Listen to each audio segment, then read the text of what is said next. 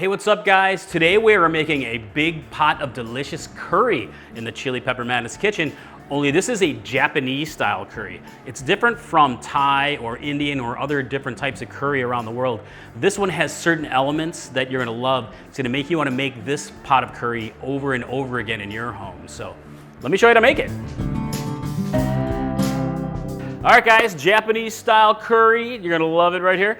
First step is we're gonna get a good sized pot, heat it up to medium heat. Gonna add a little bit of olive oil or oil, vegetable oil, whatever you prefer. And we're gonna cook down some chicken. I have 1 pound of chicken thigh, and you can use chicken breast for this recipe or mix chicken thigh and breast, boneless. And you can also use a little bit more if you wanted to.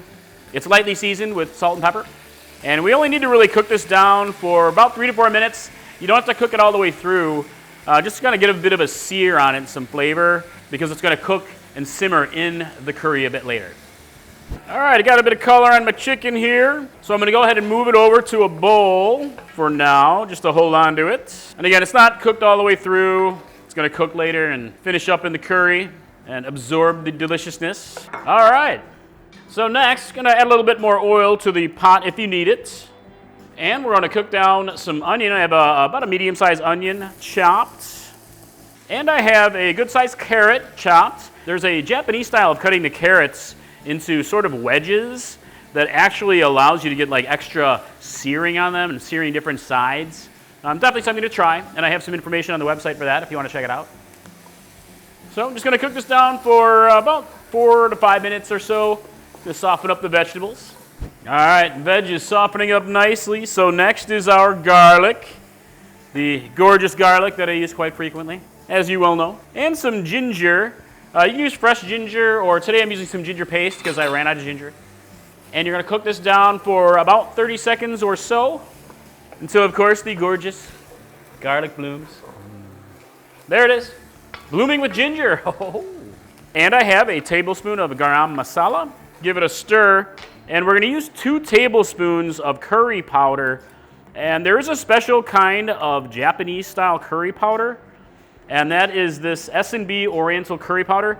This is what they sell in Japan and what you use for this recipe. It's a milder curry powder, and you just wanna bloom it in here really quick. So I'm gonna add a little bit of stock because I don't want it to burn. And you just want it to bloom in the pan for a little bit. And you can use other curry powders for this recipe, but definitely think you should give this particular brand a try so you can really get an understanding of the flavor of a Japanese style curry. But it definitely works with other curry powders. And I have a pound of potatoes that have been peeled and chopped, and an apple. So the apple here has been peeled and grated. What we want here is the sweetness from the apple, which is pretty commonly used in a Japanese style curry, but you don't want the texture of it. You just want, it'll melt into the overall pot, but it's a nice touch of sweetness. And we also have 2 tablespoons of soy sauce. Soy sauce in a Japanese style curry, of course. And we want 6 cups of chicken stock, or you can also use bouillon. So I have 2 cups of some chicken stock from something I made earlier. And then I'm gonna add 4 more cups of liquid. All right, there we go. With some Nor bouillon that I'm using. Nor bouillon is pretty much my favorite. I love it, I highly recommend it. Lots of flavor. So I'm gonna mix this all together here. Pretty easy recipe when you break it all down. All right, I'm gonna bring it to a boil, and then we will simmer it for a good 20 minutes to let the flavors meld and develop and the potatoes and carrots to start to soften up more. Hey guys, while the curry is simmering, let me talk to you a little bit about Japanese style curry. So Japanese curry has been around for well over 100 years. It's evolved in that time to where there's now many different types and styles of curry in Japan, and it really varies from cook to cook, from home to home. It's popular in restaurants, at homes. It's actually super popular in the Navy, where they actually compete with each other for their best curry. It's a great mess hall food. So my curry is actually kind of a mix of different styles of Japanese style curry, but it really represents all the different elements that you'll find in a typical delicious Japanese style curry. Also, there is a product that you can use as a time saver. It's Golden Curry Japanese Curry Mix. It comes in sort of like a paste kind of format, almost like a bouillon. And this would take place of some of the elements of this dish. But for me, I like to do a little bit more from scratch, just because I love cooking and you get more authentic flavor that way. All right, the next step that makes a Japanese style curry unique is we're gonna make a roux, a flavored roux. And you don't really see that too much in other curries. But here I have a pan set up to medium heat, and I have 3 tablespoons of butter. And we're gonna melt this through here. All right, my butter is melted. And we have 3 tablespoons of flour, making a basic roux. And we're gonna go ahead and cook this for 5 minutes, stirring constantly. When you make a roux, you have to do a lot of stirring. But this is a little different from making like a gumbo roux. This is gonna be more of a blonde or a lighter color roux. We only need to cook this for about 5 minutes to just kind of cook off that flour, develop a little bit of color, a little nuttiness to it. And I always found it interesting with the Japanese style curry that we're doing a roux at this stage of the game. Could you start with a roux, kind of like you do with a gumbo or a certain like Louisiana style cooking? You absolutely could, and I've done that. I've played around with it. Start with a roux, and then start adding elements to it like you do with a gumbo. But I actually think it works out better this way by first getting your pot going with the first simmer, all those elements. Then we'll make the roux separate and add it later so it thickens the whole pot a little bit differently. And the flavors develop at a different level that way.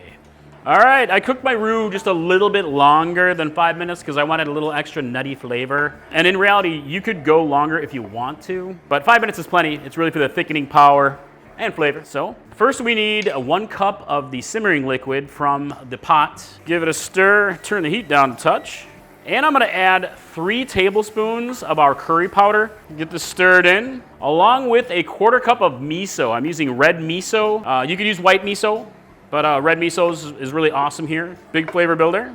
And we're just gonna cook it for about a minute or so, just to kind of develop the flavors a little, and it's nice and thickened up here.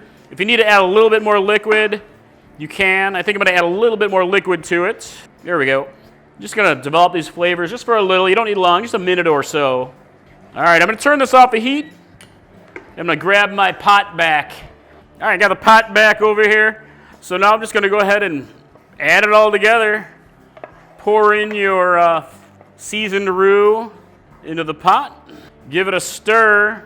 And at this point, now we're gonna add the chicken back to the pot and any accumulated juices. Stir it all together, my friends. I've made this, I don't know how many times, playing around with the different iterations of Japanese curry. It is definitely one of the best things about being a spicy food blogger, is all the different ways you can test and play with recipes until you find that exact one that you're like, this is the one that I want to put on my website and in my book. So all right, I got this all mixed together. Very proud of this dish. And I'm gonna simmer it for another 20 minutes, just until the chicken cooks through. You can simmer a little longer if you want to develop more of the flavors, but 20 minutes, you're gonna get a beautiful, beautiful pot of curry. So, all right, we'll be right back. You know, Patty just reminded me, did I talk about my cookbook?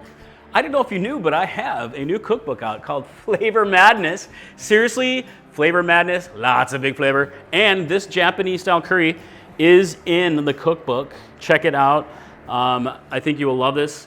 Thank you for the support in advance, but if you don't buy it, it's totally okay. I will still love you very much, but check it out. All right, quick recipe tips, my friends. Number 1 is meats. You can consider this a base recipe. You don't have to use chicken. You can use other meats if you want to. It works with beef, works great with pork, so you can really mix it up if you want to.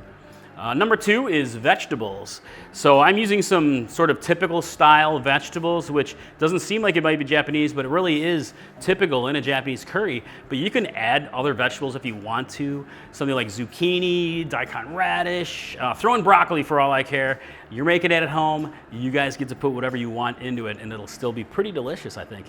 And number 3, can you spice this up? Absolutely. So what you can do is, if you want, you can still use the Japanese style curry and you can add some other extra spicy curry powder or like a spicy chili flake addition, even up to something like ghost powder. Or really you can sub in some or all of your favorite curry powder and really spice this up chili head style if you really wanted to. You could also add in some spicy peppers when you cook down the onions and carrots. That'll be a good way to build a base for that extra heat that you love. So you can go ahead and enjoy this all by itself or serve it with rice. It is fantastic with rice. Also for serving, this is typically served with a spoon, not with chopsticks. Definitely better with a spoon. All right, time for a little taste, my friends. It's hot, hot.